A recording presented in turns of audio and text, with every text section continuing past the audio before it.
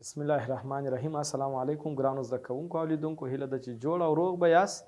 بیا هم د 12م سیم د کیمیا د درسونو لړۍ دوام لري. ګرانو زده کوونکو او لیدونکو، زموږ او ستاسو درس 14م درس ته رارسېدلی دی. که چیرې ستاسو یاد وي چې په تیر درس کې موږ تاسو 2م فصل موضوعات پای ته ورسول. ګرانو زده کوونکو، د نن ورځې درس چې دی د تمرین ځینې پیچلي او مغلق مثالونه، که چیرې تاسو ستونزه لرئ انشاءالله ورباندې بحث کوو. او ځینې هغه 4 ځوابه پوښتنې چې دي ګرانو زده کوونکو، هغه که چیرې تاسو متن مطالعه کوئ انشاءالله کوم موضوعات چې موږ تاسو ویلي دي ټول حلیږي. هغه ځینې چې تاسو ته ستونزې او مشکلات پیښوي پر هغوی باندې بحث کوو. که غواړئ چې دا پوښتنې حل سي درته نو موږ سره موضوعات تعقیب کړئ ګرانو زده کوونکو.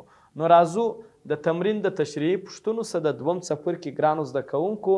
لومړۍ پوښتنه اسانه ده چې ساده او مالیکولي و تجربي فورمول په اړه د هغوی تعریفاتو شان غواړي تاسو کولی شئ چې هغوی ورته تعریف کړئ. 2مه پوښتنه داسې وایي که یو عضوي ماده چې هغه 0.3 ګرامه وي، په هغه عضوي ماده کې 0.12 ګرامه کاربون او 0.02 ګرامه هایدروجن وي، د دغه مرکب ساده یا تجربي فورمول عبارت دی یا لاسته راوړي. ګرانو زده کوونکو، که ستاسو په یاد وي موږ تاسو د ساده یا تجربي، ساده ولې ورته وایي چې در دې بل ساده نه جوړېدی، تجربي ولې ورته وایي چې د تجربو پر اساس چې مواد یو ځای کوي هغه مقدارونه چې پیدا سوله د هغوی د لارې سره وروسته مولو نور مرحلې چې پر طی کړو په ساده فورمول لاسته راځي. نو ځکه د تجربو سره لاسته راځي. د دې دپاره ما تاسو ته یو طریقه ویلې وه ګرانو زده کوونکو، که ستاسو په یاد وي. موږ اول ویلي وه راکړل سوي ګرامونه که خالص وه. اوس ګرانو زده کوونکو دا خالص دي، ولې موږ ته وایي چې کاربون 2 ګرامه دی او هایدروجن 2 ګرامه دی، دې ته خالص وایي، ترکیبي نه دي ګرانو زده کوونکو. نو د دې دپاره چې خالص وي موږ ته راکړل سوي، موږ دا مولو ته اړول. که ستاسو په یاد وي مولو ته څنګه اوړي، د هر یوه پر کتله تقسیموو، ځکه د مول فورمول داسې و ګرامونه تقسیم کتله. د کاربون کتله ګرانو زده کوونکو 12 ده، ګرام پر مول دی، ګرام د ګرام سره ځي 12 مول پاتېږي. او د هایدروجن کتله بیا 1 ده. نو دوی که چیرې موږ د دوی پر کتلو د دوی ګرامونه تقسیم کو په مولو ته اوړي. موږ دا طریقه ویلې چې اول راکړل سوي مقدارونه مولو ته اړوو، مول ته د دوی پر کتلو تقسیمیږي. کله چې ګرانو زده کوونکو دا پر ده تقسیم کو دا 0.01 رسیږي. او که چیرې دا پر ده تقسیم کو دا بیرته 0.02 کېږي، ځکه بیرته عین عدد دی. نو کله چې موږ تاسو دوی مولو ته واړول، اوس دوی مولونه سوه ګرانو زده کوونکو، دې ته مول وایي، ځکه د دوی ګرامونه مو د ده پر کتله تقسیم کړه. په 3مه مرحله کې مو څه کول ګرانو زده کوونکو، در ټولو کوچنی عدد مو مخرج ګرځوئ. په دوی دواړه کې کوچنی څوک دی؟ د اشارې وروسته کار عدد کوچنی وي، هغه دواړه یو رقم دي. وروسته بیا بله خانه ګورو، په دوی کې کوچنی دا دی، نو دواړه پر ده تقسیموو 0.01. دا هم ګرانو زده کوونکو پر 0.01 باندې ویشو. که چیرې دغه مساوي عدد پر مساوي عدد تقسیم سي دا 1 کېږي، معنا کاربون یې 1 سو. او که دا عدد پر ده تقسیم کو ګرانو زده کوونکو، که په دواړو کې 100 ضرب کم دا به 2 سي، او دا کې 100 ضرب کم دا به 1 سي، باره 2 تقسیم 1 بیرته 2 کېږي ګرانو زده کوونکو. نو اوس که ستاسو په یاد وي یعنی کاربون 1 سو ګرانو زده کوونکو، یو نه لیکو، او هایدروجن 2 سو. همدغه د نوموړي مرکب ساده یا تجربي فورمول و چې په سوال کې غوښتی و. ګرانو زده کوونکو 3م سوال ته راځو. په 3م سوال کې بیا درته وایي که د یو فورمول ساده فورمول موږ لاسته راوړی د یو مرکب، وایي تا کې کتله 2 نه وي، تاسو یې مالیکولي فورمول پیدا کړئ. که ستاسو په یاد وي په هغه څو خبرو کې چې موږ ول اول قیمتونه مولو ته اړوو، بیا کوچنی عدد مخرج ګرځو، کله چې ساده فورمول لاسته رالی ګرانو زده کوونکو وروسته خبره ستاسو په یاد ده که یا وروسته موږ ول 4مه مرحله کې څنګه کوو، راځو که چیرې قاسم معلوم وي او قاسم ساده فورمول ته ورضرب کو ګرانو زده کوونکو، په چا اوړي؟ په مالیکولي فورمول اوړي. دا خبره ستاسو په یاد ده، ځکه یو وخت موږ ویلي وه که چیرې وغواړو چې مالیکولي فورمول په ساده فورمول واړوو نو پر یو مشترک قاسم لوی مشترک قاسم یې ویشو چې باره مالیکولي په ساده اوښتی. نو که بیرته ساده غواړم په مالیکولي یې واړوم بیرته هغه لوی مشترک قاسم په ده کې ضربوو په مالیکولي اوړي.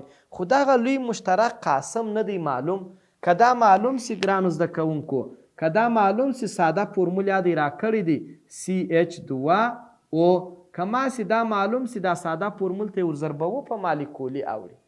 دلته n مولونه نه دي بلکې قاسم دی. دا که بیا ستاسو په یاد ګرانو زده کوونکو د قاسم د پیدا کولو دپاره بیا موږ تاسو ویل چې مالیکولي کتله د ساده فورمول پر کتله باندې ساده فورمول څوک دی CH2O.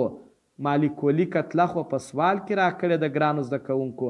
د ساده فورمول کتله څنګه پیدا کوو؟ د اټومو شمیر ساده فورمول کې کاربن یو اټوم دی وزن یې باید ستاسو په یاد وي چې څو دی ګرانو زده کوونکو 12. هایدروجن کاربن یو اټوم دی وزن یې 12 دی ګرانو زده کوونکو.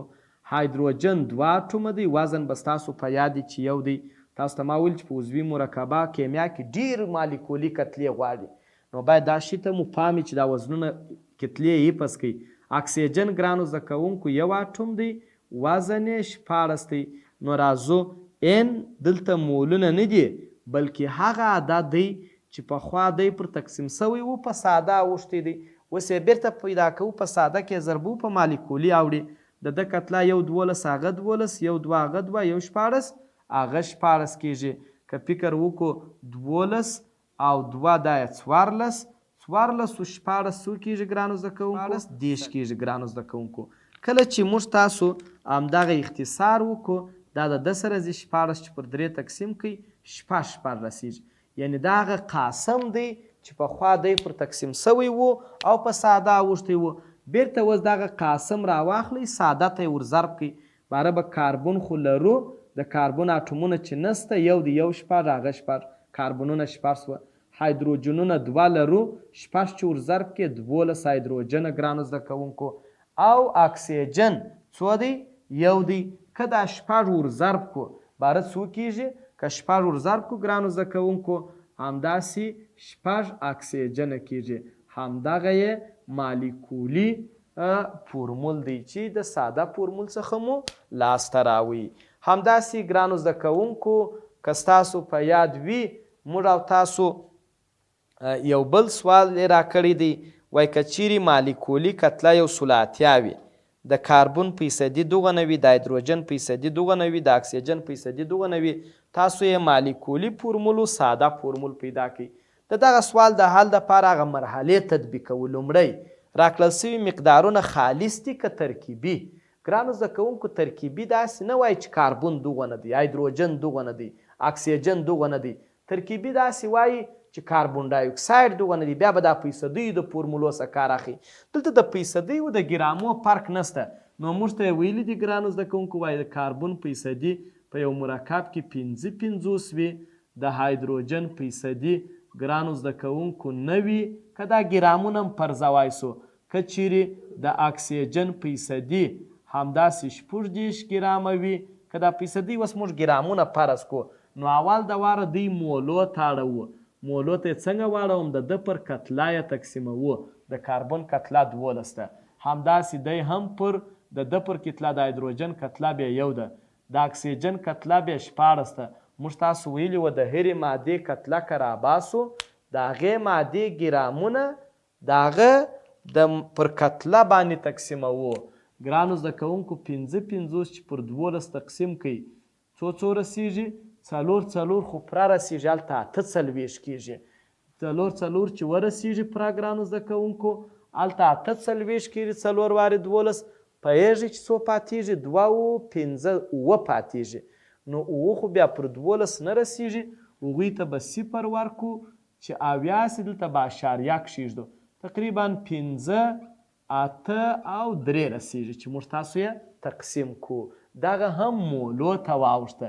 ګرامونه اوس ګرانو زده کوونکو چیش ته واوښتله مول ته واوښته. دی خو چې پر یوه تقسیم کوي بیرته 9 کېږي او دغه 14 چې پر 14 تقسیم کوي یو وارې اختصاره وایم سی څلورو ته اختصاروای سي. دا چې څلورو ته اختصار کې نه کېږي، دا څلور کېږي. باره نه پر څلور راځي. نه پر څلور چې تقسیم کوي 2 خو رسیږي 2.25 همدا د اندازه سوه. درېیمه مرحله کې دا ټول مولونه سوه ګرانو زده کوونکو، ځکه که د هرې مادې ګرامونه د هغه پر کتله تقسیم کې په مولو تبدیلیږي. اوس که بیا راسو ګرانو زده کوونکو، په دې کې در ټولو کوچنی عدد کوم یو دی؟ دا ما طریقه ویلې وه چې ټول پر هغه ویشو 2.25 دی، دا هم پر 2.25 ویشو، دا هم پر 2.25 ویشو، او دی هم پر څو ویشو؟ پر 2.25 ویشو. ګرانو زده کوونکو کله چې مو دا تقسیمونه اجرا کړله، که ستاسو پام دی که چیرې 4.5 تقسیم پر دغه عدد کو، دا تقریبا 2.02 رسیږي. چې 2.03 رسیږي، هغه 0.3 څه صرف نظر کوو 2 فرضو خیر زه به ولیکم 2.03 او داسې نور عددونه هم لري، او نه چې پر دغه عدد تقسیم کوي ګرانو زده کوونکو دا 4 رسیږي پوره. همداسې که 2.25 پر 2.25 دا مساوي عدد چې پر مساوي عدد تقسیم سي بیا یو کېږي. اوس نو همدغه ګرانو زده کوونکو دا د کاربون مقدار سو. موږ تاسو یو وخت ویلي وه که دا چیرې ډېر صفري عددونه وه په یو عدد کې ضربیږي، که چیرې اشاري دا ساده اشاریه یي دا بیا ځینې صرف نظر نیول کېږي. یعنې دا کاربون څو دی ګرانو زده کوونکو؟ 2. هایدروجن څو سو؟ 4. او اکسیجن څو سو؟ او اکسیجن ګرانو زده کوونکو 1 سو. یو که لیکو که نه لیکو، همدغه د مرکب ساده فورمول دی. کم فورمول دی ګرانو زده کوونکو؟ یعنی که چیرې موږ تاسو فکر وکړو دغه سی څو دی؟ C2 H4 او O همدې ته ساده فورمول یا تجربي فورمول وایي چې موږ لاسته راوړي. خو زموږ څه ساده په سوال کې نه دی غوښتی، موږ ته وایي مالیکولي فورمول عبارت دی. نو د مالیکولي فورمول د لاسته راوړلو دپاره ګرانو زده کوونکو بیا قاسم که چیرې ساده فورمول ته ور ضرب کو، که چیرې قاسم ساده فورمول ته ور ضرب کو، په چا تبدیلیږي؟ په مالیکولي فورمول ګرانو زده کوونکو. مالیکولي فورمول ساده فورمول خو هغه دی سته، همدا مرکب ساده فورمول دی.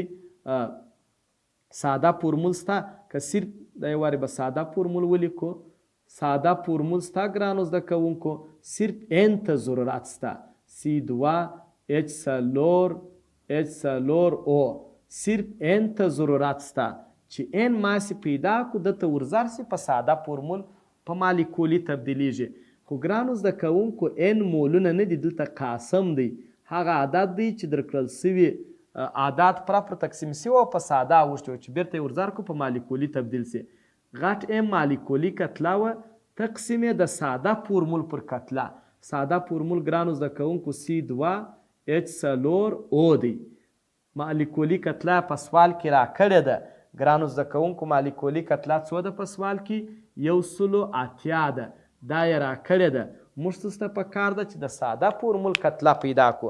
د ساده فورمول د کتلې د پیدا کولو دپاره اټومونه د کاربون 1 دی، وزن به ستاسو په یاد وي چې 12 دی.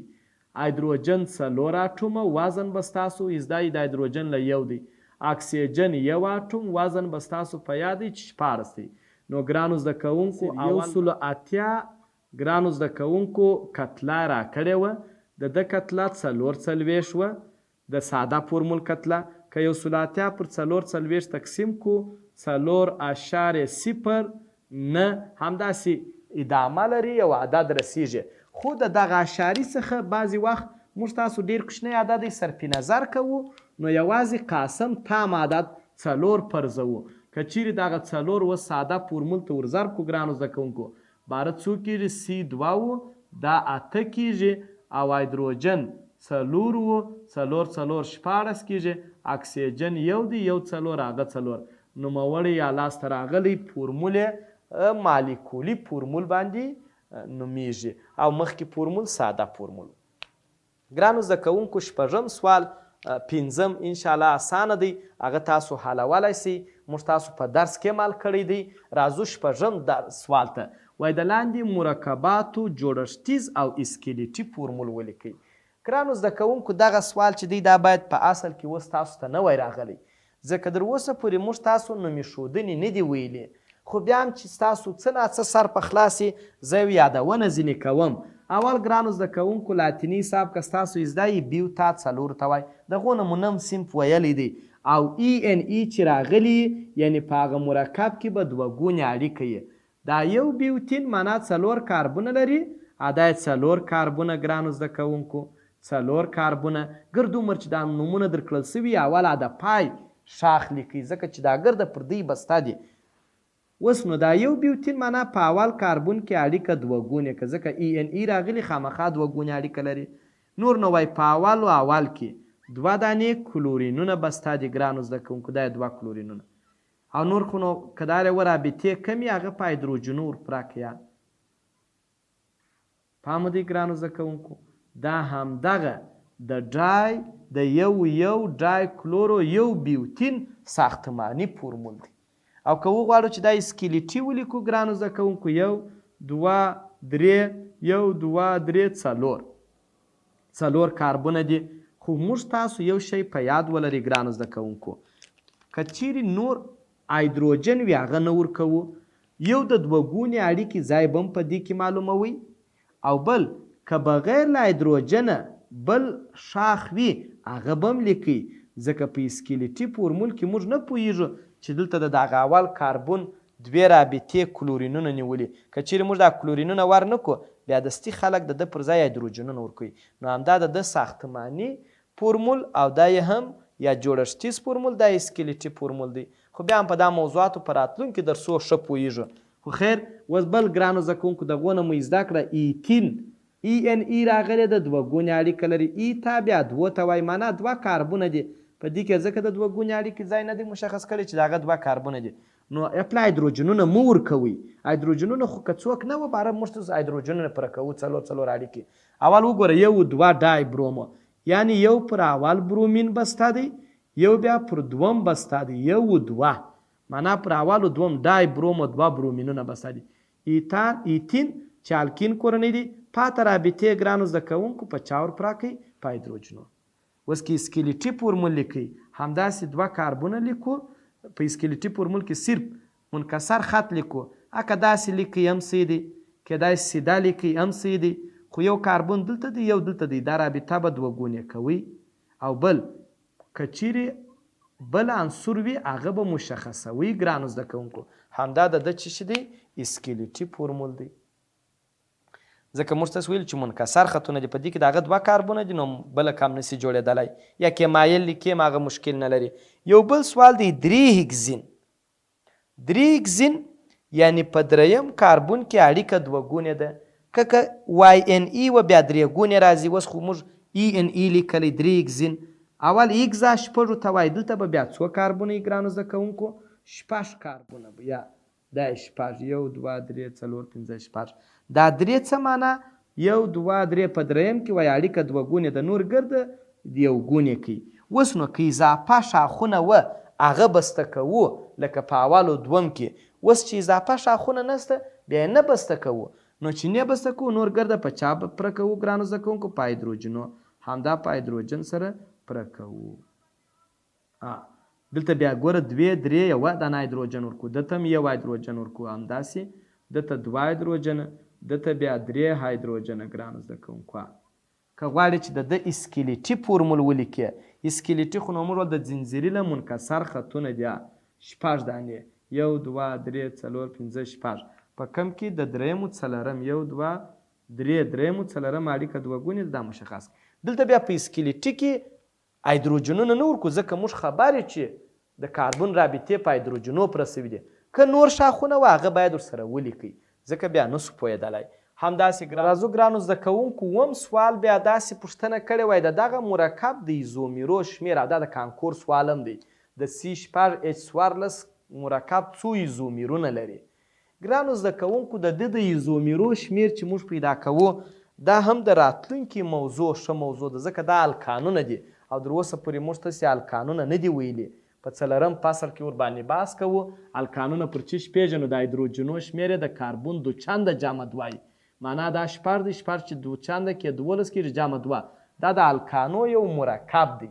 د دغه الکانو د مرکب د ایزومیرو دپاره که څه په کتاب کې فورمول نشته، خو زه یو فورمول درته وایم چې در یو حده پورې سي دقیق ګرانو زده کوونکو.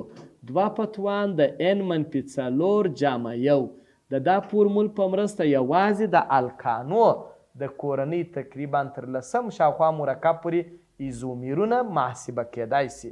اوس که چیرې مثال n دلته چیش دی؟ د کاربون شمیر دی. اوس که چیرې موږ تاسو د n پر ځای د کاربونو شمیر څو دی؟ 4 دی. 4 منفي 4 جمع 1. اول باید توان را پکو. 2 په توان داسې ولاړ سي 2 پاتېږي جمع 1. 2 په توان د 2 4 کېږي جمع 1. یعنې دا معنا چې دی څو ایزومیرونه لري ګرانو زده کوونکو او لیدونکو؟ 5 ایزومیره لري. که ته وایي ایزومیر څه ته وایي؟ ایزومیر هغه لفظ دی چې مالیکولي فورمول، مالیکولي کتله یو شی په ساختماني، فیزیکي او کیمیاوي خواصو کې فرق ولري. نو د دې کورنۍ اوس کیدای سي تاسو د دې ساختماني فورمول هم ونسئ کولی چې ولیکئ. خو بیا ما تاسو ته په تیر درس کې یو کورني کار کې یو خبره کړې وه چې ما هر څو کاربونه یي هغه زنځیري ولیکئ. یعنې زه کولی سم چې دا سی 4 دانې ولیکم. 1 2 3 4 5 6. په دې کې بیا 2 ګونې و 3 ګونې نسته. ټوله ځکه 2 چنده جامد وادي بیا موږ پیژنو مشبوع دي. او ګرانو زده کوونکو ټوله یو ګونې اړیکې دي. ټوله یو ګونې اړیکې دي. ټوله یو ګونې اړیکې دي. ټوله د دوی ترمنځ یو ګونې اړیکې دي. اوس نو هایدروجنونه څو ورکو؟ د دې کاربون یوه اړیکه دا ده 3 یې نسته. 3 دانې هایدروجنه.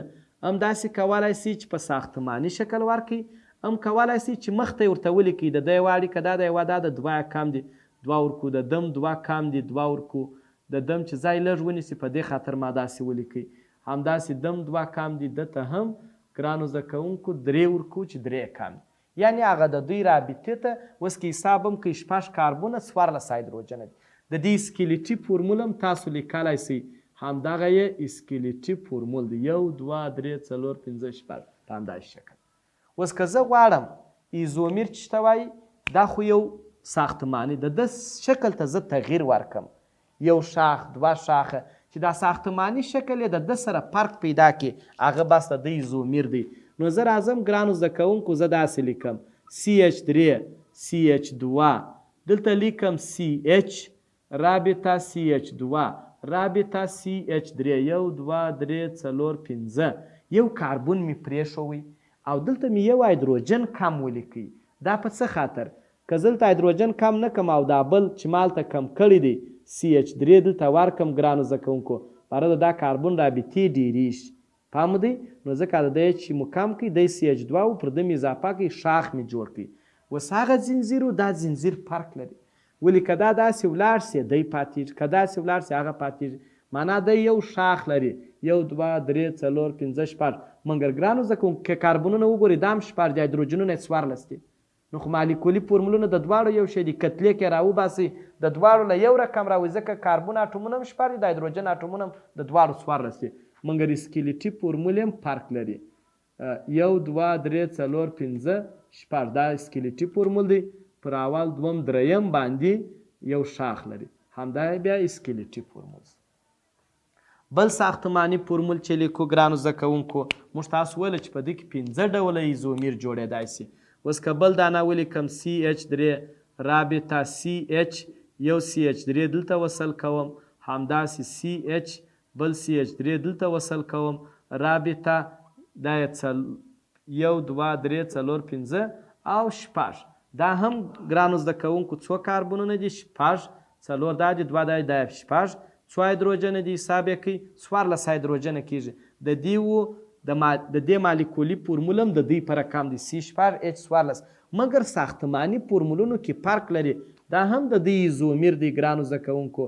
که بیا وکوله 1 2 3 4 دا سیده زنځیر سو او پر دغه یو پر دوم او بل هم پر څلرم پر دغو 2 ځایو شاخونه لري. دا رقم یې بیا اسکلیټي فورمول دی. انشاءالله که په دې کې بیا هم ستونزه یي ګرانو زده کوونکو، را روان درسو کې انشاءالله د هرې کورنۍ ایزومیر و دا د الکان ایزومیر دی. د الکانو ساختماني فورمول چې تاسو زده کړئ خپله په دې باندې بیا اسانه پوهیږئ.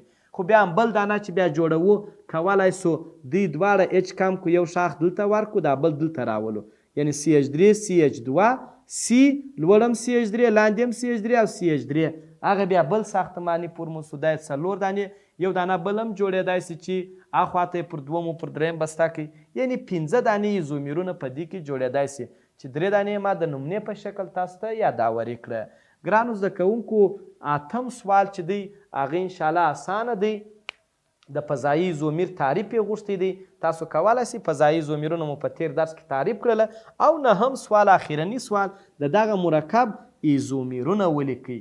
بیا هم ګرانو زده کوونکو د اوس دپاره څه د دغو ایزومیر د لیکلو یو څه ستونزمن کار دی ځکه موږ تاسو دا کورنیانې نه دي پیژندلې خو که بیا هم زه ستاسو د سر خلاصېدو په خاطر لیکم CH3 رابطه CH2 رابطه CH2 څو کاربونه دي 3 دا سوه یو دانه بل جوړوم یو او یو اچ ورکوم اوس یې تاسو وشمېرئ یو کاربون 2 کاربونه 3 کاربونه 4 کاربونه دا 4 کاربون څو هایدروجن دي ګرانو زده کوونکو دا یو 8 دا 8 یو اکسیجن دی نو دا د دغه مرکب یو ساختماني فورمول دی کیدای سي تاته سوال پیدا سوی چې دا تا څنګه ولیکئ استاز دا ما تاسو وویل چې راراتلونکي درسونه اوس دا الډیهایډونه دي د الډیهایډ په شکل د هغې ترکیبي فورمول دا رقم دی ځکه زما په یاد سو چې زه باید دا الډیهایډ ولیکم خو الډیهایډ د کیتون سره ایزومیر دی کیتون بیا ګرانو زده کوونکو په خپل ترکیب کې څه شي لري CO لري اوس که بیا وګورو CH3 CH2 CO څو کاربونه سوه 1 2 3 یو بل ورکوم CH3 اوس تاسو وګورئ یو کاربون 2 3 4 3 هایدروجن و 2 دا 5 هایدروجن 5 و 3 دا 8 یو اکسیجن دی معنا د دا مرکب مالیکولي فورمول هم دا دی د دا مرکب مالیکولي فورمول هم دغه دی نو چې د دواړو مالیکولي فورمولونه یو شی سوله او ساختماني فورمولونه یې فرق ولري نو دا دواړه یو د بل چې بلل کیږي ایزومیر بلل کیږي کولی سي د دې سکلیټي فورمول هم ولیکئ یو کاربون 2 کاربونه 3 کاربونه 1 2 3 4 کاربونه په دې کې نو د 2 رابطې د اکسیجن سره دي دا به هم ورسره لیکئ همدا سکلیټي فورمول لیکای سي همداسې ګرانو زده کوونکو د دې سکلیټي 1 2 3 4 5 1 2 3 4 1 2 3 4 په کم کاربون کې دا ګروپ بس اکسیجن بسته دی په 3م کې 1 2 3 په دې کې بیا تاسو کولی سئ چې داسې اړیکه د اکسیجن سره ورکړئ دا بیا د کم فورمول سو اسکلیټي خو بیا هم درته وایم بار چې دا د راتلونکو درسو موضوعات بیا انشاءالله هلته اړخیزه پر پوهېدای سي اوس د دې بل ایزومیر هم جوړوای سوه داسې لیکای سم CH3 CH COOH داسې ګرانو زده کوونکو یو CH3 دلته بسته کوم وګورئ یو کاربون 2 کاربونه 3 4 کاربونه 3 هایدروجن دا 15 دا 6 هایدروجن 3 هایدروجن یو کاربون هایدروجن څو کاربونونه سوه 1 2 3 4 دلته هم 1 2 3 4 څو هایدروجن سوه 3 دادي 3 دادي دا 6 یو دادي دا 1 یو دادي دا 8 یو اکسیجن دی دا 3 سره هم یو د بل ایزومیر دا بل ایزومیري ساختماني ایزومیر فورمول سو د دا مرکب بل ډول هم کولی سي چې په هغه کې جلا تشکیل کړي سره واړوي خو دغه 3 دانې ستاسو لپاره کفایت کوي چې دا د دوی ساختماني ایزومیرونه دي ګرانو زده کوونکو او لیدونکو دا اوس زموږ ستاسو د نن ورځې درس چې د 2م فصل یا 2م څپرکي پوښتنې تشریحي سوالونه وه تر بیا چې حاضریږو ښه وخت ولرئ